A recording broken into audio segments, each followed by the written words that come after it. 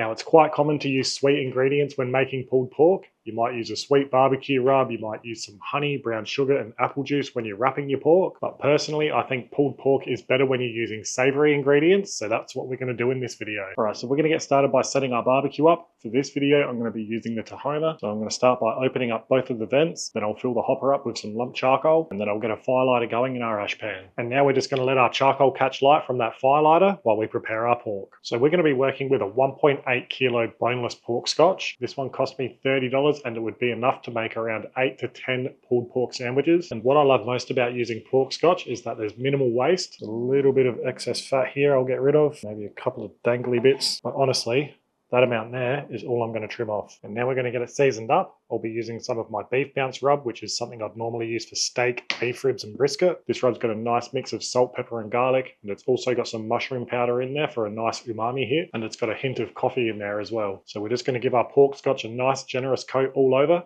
Then it'll be ready for the smoker. Alright, now we can get our pork on. First I'll get a drip tray underneath where the pork's going to sit, then I'll get the pork straight over that drip tray and shut our lid. And then I'll throw a piece of cherry wood in our ash pan, which will smoke away throughout this cook. And now we're simply just going to let that pork smoke away until it develops a really nice colour and that rub has set on the meat, which I reckon will take 3 or 4 hours. Alright, so after about 3.5 hours, our pork scotch is looking fantastic. Developed a really nice colour. That rub is set on the meat. So we are going to get this out and onto 2 layers of good quality foil. Then we'll get some beef tallow on top and wrap it nice and tight. And now we'll get it back in the barbecue. Now, if you wanted to, now that pork scotch is all wrapped up, it's not going to take on any more smoke. So if you wanted to finish the cook-off in the oven at the same temperature, that's completely fine. But for now, we're just going to let our pork scotch go until it's probing tender around the 96 Celsius or 205 Fahrenheit internal mark, which I reckon will take another 3 to 4 hours to get there. Right, and after about 4 hours, we're just going to move our pork down into the tray below. And then we're just going to give it a probe to see where it's at.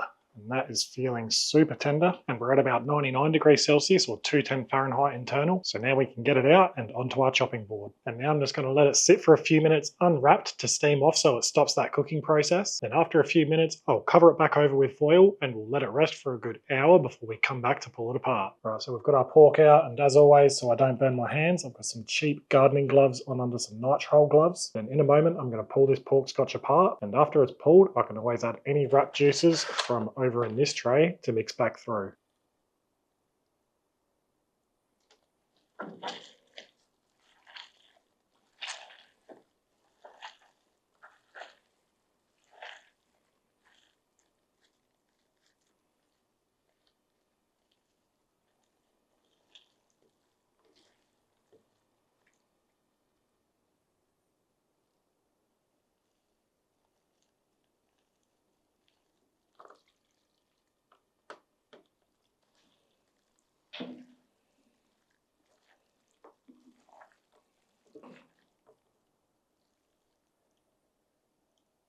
Now, if you've enjoyed this video, don't forget to hit that subscribe button so you don't miss our next videos. But for now, let's have a taste.